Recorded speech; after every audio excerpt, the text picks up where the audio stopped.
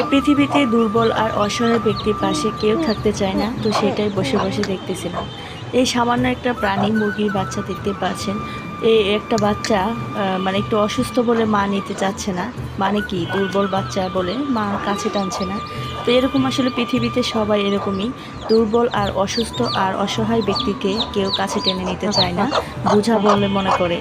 তবে এই যে দেখতে পাচ্ছেন মায়ের আদর, তো দুর্বল হলেও আসলে মায়ের ভালোবাসা কিন্তু অটলই থাকে। কারণ হচ্ছে যে বাচ্চাটাকে আমি যেহেতু ধরে আদর করতে চাচ্ছিলাম, অমনিতেই এসে আমাকে ঠুকুর মেরে দিতে চাচ্ছে। কেমন দুষ্ট দেখেন আমাকে, আমি তাদেরকে সেবা যত্ন করছি আর আমাকে ঠুকুর দিতে চাই।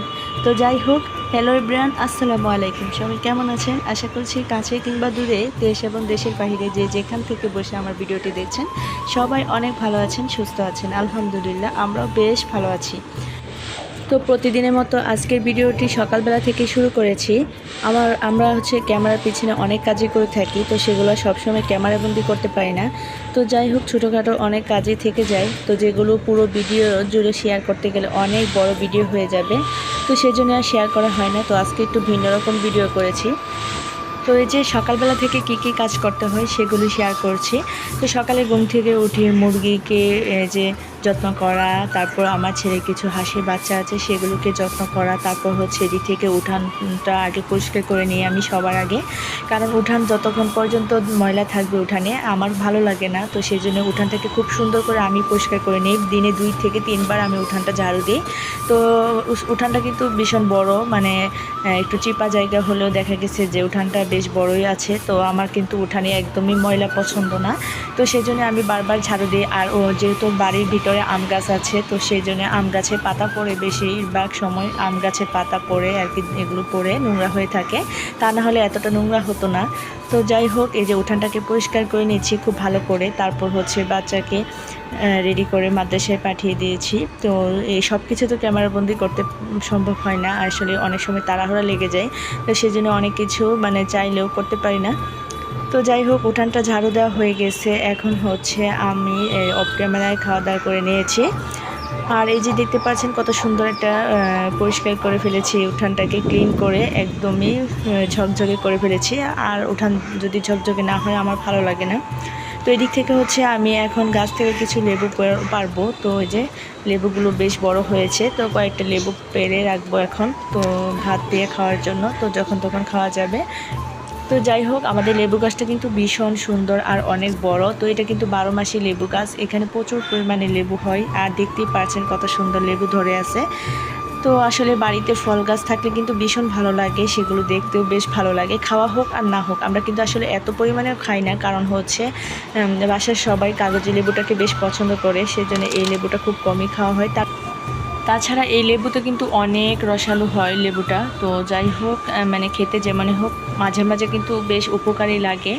কারণ দেখা গেছে যখন হাতের কাছে কোনো লেবু থাকে না, গাছ থেকে টপ করে এসে নিয়ে যায়, আর এইভাবে এই যে লেবুকে পেড়ে খুব সুন্দর করে খাওয়া হয়। তো নিজের গাছ থেকে পাড়ার মজাটাই অন্যরকম আমার কাছে। আসলেই যে কোনো জিনিস, সবজি বলেন ফল বলেন, তো এগুলো যদি নিজের হাতে লাগানো ফল খাওয়া যায় তাহলে কিন্তু ভীষণ ভালো লাগে। আর বর্ষাকালে কিন্তু লেবুর পরিমাণটা আরও বেশি বেড়ে যায়, আর গরমকালে। আর সারা বছরই কম বেশি অনেক লেবুই দেখা যায়। তো মাশাল্লাহ, অনেক লেবু ধরেছে। তো এগুলোকে এখন কিছু কয়েকটা পেরে নিচ্ছি, তো ভাত দিয়ে খাওয়ার জন্য। তো তারপর হচ্ছে দুপুরে রান্নার আয়োজন করব। তো দুপুরবেলার রান্নার জন্য রেডি করে নিতে হবে। আমার শাশুড়ি মা হচ্ছে আমার ছেলেকে নিয়ে মাদ্রাসায় গিয়েছে। তো আমার ছোটো যেহেতু বেবি আছে, তো ওকে রেখে আমি মাদ্রাসায় যেতে পারি না। তো যখন পরীক্ষা হয়, এক্সাম হয়, তখন নিয়ে যাই। আর এখন হচ্ছে আমি বাসায় আছি, তো রান্নাবান্নার কাজের জন্য কিছুটা রেডি করে নিতে হবে। তো আমার শাশুড়ি মা আর আমি দুজনে মিলেই রান্না করি। তো যাই হোক, একটা কথা বলতে ভুলে গেছি, যারা যারা আমার ভিডিওটি দেখছেন, আমার প্রিয় আপু ভাইয়েরা, ভিডিওর কোথাও কোনো জায়গায় যদি একটু হলেও ভালো লাগে তাহলে প্লিজ ভিডিওতে একটা লাইক, কমেন্টস এবং শেয়ার করতে ভুল করবেন না। আপনাদের মিষ্টি মিষ্টি কমেন্টস পড়তে কিন্তু ভীষণ ভালো লাগে আমার প্রিয় আপুরা। তো আমাকে অনেক বেশি ভালোবাসেন। অনেক আমার আপু আছে যারা আমাকে এতটা ভালোবাসেন, তো তাদের জন্য অনেক দোয়া ও ভালোবাসা রইল আমার। আর এদিক থেকে এই যে দেখতে পাচ্ছেন আমি লেবুগুলোকে পেরে নিয়েছি। মাশাআল্লাহ, কত সুন্দর যে, আর এত স্মেল, মানে কি সুন্দর একটা স্মেল বের হয়েছে, মানে মনে হচ্ছে কাঁচাই খেয়ে ফেলি। তো যাই হোক, অনেক সুন্দর লাগতেছিল। আর যেহেতু বর্ষাকাল, আর বর্ষাকালে এত সুন্দর সবুজ দেখায় সব কিছু, মানে আমার কাছে ভীষণ ভালো লাগে। আর এদিক থেকে হচ্ছে আমি এই যে কলমি শাক নিয়ে আসা হয়েছিল, আমার হাজব্যান্ড কলমি শাক নিয়ে আসছে। তো অনেকগুলো কলমি শাক ছিল এখানে, 4 মুঠা। তো এতগুলো তো রান্না করা যাবে না, আর যেহেতু রান্নার পরে নিয়ে আসছিল সেজন্য দেখেন কলমি শাকগুলোকে কীভাবে সংরক্ষণ করে রাখলাম। 2 দিন যাবত এই পানিতে ছিল। মাশাআল্লাহ, শাকগুলো একটুও নষ্ট হয়নি।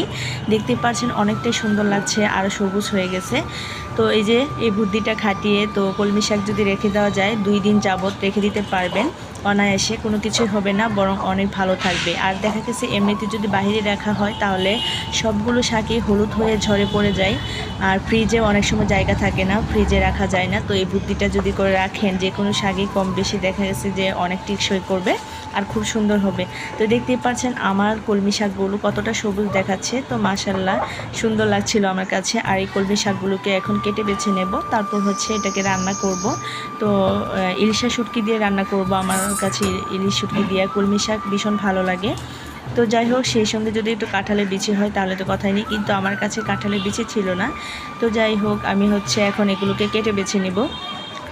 তো কলমি শাক কিন্তু রান্না করলে আমার কাছে ভীষণ ভালো লাগে, ভাজি খেতে খুব একটা ভালো লাগে না, তবে এটা যদি রান্না করা হয় আর ছোটো মাছ দিয়ে রান্না করলেও কিন্তু ভীষণ ভালো লাগে।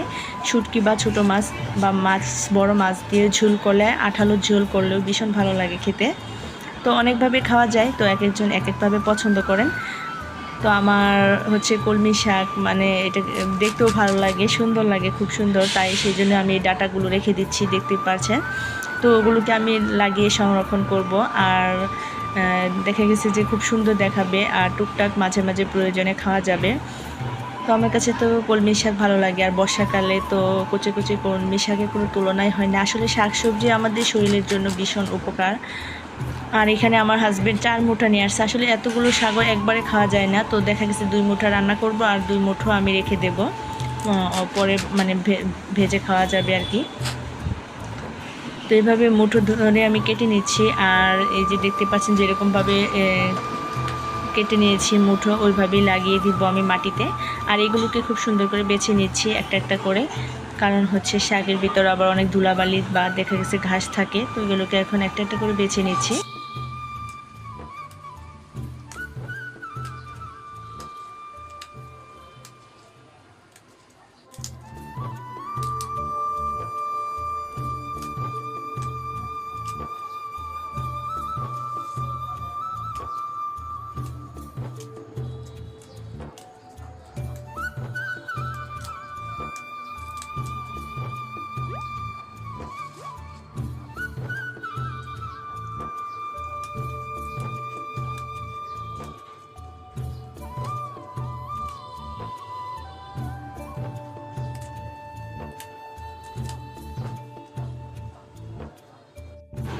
তো প্রত্যেকটা শাকে আমি একটা একটা করে বেছে নিয়েছি। আর এদিক থেকে হচ্ছে কিছু আলু কেটে নিয়েছি, কারণ শাকের মধ্যে শুধু শাক হলে আবার ভালো লাগে না খেতে, একটু আলু আর সেই সঙ্গে দিয়ে দিলাম একটু কদু। তো 2টা কদু আর শাক দিয়ে রান্না করলে কিন্তু ভীষণ ভালো লাগে। তো আপনারা যারা এইভাবে খাননি, আমার মতো একবার হলেও বাসায় ট্রাই করে দেখবেন, খেতে ভীষণ ভালো লাগে গরম ভাতের সাথে। তারপর কলমি শাকের এই রেসিপিটি ভীষণ ভালো লাগে। তো এই যে আমি এখন হচ্ছে এখানে একটা কড়াই বসিয়ে, তো সেখানে পেঁয়াজ কুচি, কাঁচামরিচ কুচি, তারপর হচ্ছে শুটকিটাকে ভেজে নিয়েছি ভালো করে।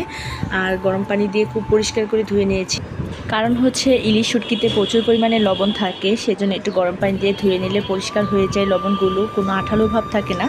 তো এই যে এ পর্যায়ে আমার মশলাটাকে কষানো হয়ে গেছে। এখন হচ্ছে এই যে ধুয়ে রাখা শাকগুলো দিয়ে দিচ্ছি। তো এই যে শাকগুলো কিন্তু অনেকগুলো দেখা যাচ্ছে, কিন্তু মিলিয়ে অল্প হয়ে যায়, তো সেই জন্য আমি একটু বেশি করে নিয়েছি, কারণ আমার কাছে এই শাকের তরকারিটা ভীষণ ভালো লাগে।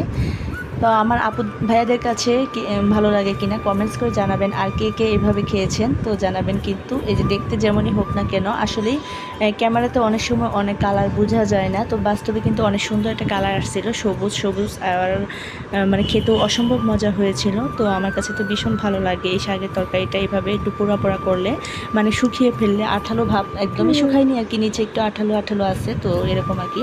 আর এদিক থেকে হচ্ছে এই যে দুপুরবেলা আমার পাশে বাড়ি প্রতিবেশী হচ্ছে মিলাতের আয়োজন ছিল, তো সেখান থেকে এই যে বিরিয়ানি প্যাকেট দিয়েছে। তো খাসির মাংস দিয়ে বিরিয়ানি করা হয়েছিল, 4 প্যাকেট বিরিয়ানি দিয়েছে। মাশাআল্লাহ, অনেকগুলো করে বিরিয়ানি ছিল। তো এগুলো খেয়ে দিয়ে নিব সবাই মিলে। তো আজকের মতো এই পর্যন্ত, পরবর্তীতে আবারও দেখা হবে। আল্লাহ হাফেজ।